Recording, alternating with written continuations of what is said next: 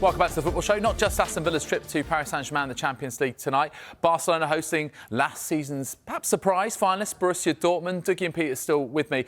First time perhaps that Barcelona are actually really considered amongst the favourites for this competition, given the way they're playing, Dougie? Yeah, absolutely. I think in the post-Messi era, this feels like their best opportunity. This is their fourth season now without their talisman, the best player in their history. The first two seasons they actually ended up dropping into the Europa League after disappointing group stage campaigns. Last year, knocked out in the quarter-finals by PSG with a Rajos red card proving pretty crucial. But this is a great tie for them against the Dortmund side that have struggled this season, and a very good opportunity to reach their first final since 2015. Yeah, and Pete, Barcelona like playing Dortmund, as does their manager, Hansi Flick. Yeah, he's got a very good record against them. Obviously, he faced them as Bayern Munich boss in the Bundesliga as well. But across his 6 matches against Dortmund, he's averaging over 3 goals a game in 5 of those matches. So he's absolutely, normally hits the net when he scores against them. We can see Barcelona's record against Dortmund here. December 2024, in the league phase they played them, beat them 3-2. Ferran Torres getting a late goal for them there. November 2019, that was Suarez, Messi, Griezmann getting the goals for Barcelona. And then the European Super Cup in '98. I love that. I mentioned heritage. Yeah, absolutely. Hansi Flick's record here, as I was mentioning, 6 wins out of 6, and 5 of those 6 games coming by a 3-goal margin. So yeah, he's been very dominant, not lost any of these games against Dortmund. So he's got them figured out, and we'll see if he's got them figured out tonight as well. In terms of the attacking threat that they pose, Dougie, I mean, talking of front threes. Yamal, Rafinha, Robert Lewandowski. What I love about them is they're all at very different stages of their careers as well, aren't they? It's a very balanced front three. Extremely balanced. And this whole season, they've been absolutely remarkable. They scored 143 goals in all competitions as a team. That's 3 goals per game, every game, on average. Absolutely remarkable. And if there was a Ballon d'Or vote tomorrow, I think there's a very decent chance that Rafinha and Lamine Yamal would both be in the top 3, probably alongside Mo Salah. Ousmane Dembele is making a claim for it as well. But these numbers are absolutely frightening. Lewandowski actually came in for some criticism last year for only scoring 26 goals in all competitions, responds with 38. What a drag he is, what a passenger in the squad. And Rafinha as well, in the early stages of his Barcelona career, took some flack. So 27 goals and 20 assists, absolutely remarkable. And then Lamine Yamal, most talented player we've ever seen at his age. He's been absolutely brilliant all season.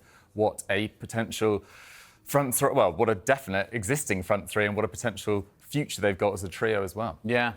And in terms of Borussia Dortmund, their opponents, just explain the riddle of Dortmund this season, because, yes, here they are again, performing well in Europe, but domestically, we're not used to seeing them down here. No, that's right. That's right. They've had a really poor season domestically in the Bundesliga.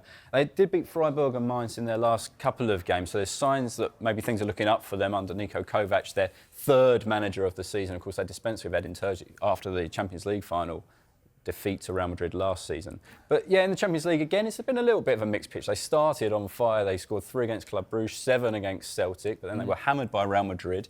And they lost to Bologna. Bologna's only win in the whole league phase came against Borussia Dortmund. And they really squeezed through against Lille in the playoff. They actually drew that home game in front of the yellow wall where you thought they'd have the real advantage, and they just managed to get over the line in France. So they've got themselves into this position again. They have got talented players, Guirassy, Gittins, the 2 players that we really like on this show, and we talk about a lot. But I think Dortmund, that league form over the course of the season is a little bit of a concern, especially going to a team like Barcelona, who are on fire at the moment. Yeah, but we want to see competitive ties, don't we, in the Champions League? We want it to be, as well, we want to see lots of goals, don't we? So let's talk a little bit about Dortmund. And we mentioned Guirassy and also Gittins, but also Chukwuemeka. I mean, they've got players with plenty to offer here, haven't they? Yeah, absolutely. I mean, Serhou Guirassy, for his debut campaign in the Champions League, 10 goals, only topped by Rafinha, absolutely remarkable. Only signed for 18 million euros. Nicolas Füllkrug left for West Ham, and it definitely feels like Dortmund have got the best end of that deal, with Füllkrug having so many injury issues.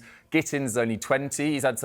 He's started more games this year in the league than he's ever done in his entire career up to this season. So he's had some tiredness issues maybe in the last few months, but he's still scored against Real Madrid, Bayern, Leverkusen and Gladbach this season. And then Chukwuemeka's had some injury issues since joining on loan from Chelsea, but put in an amazing performance against Freiburg at the weekend and grabbed a goal too.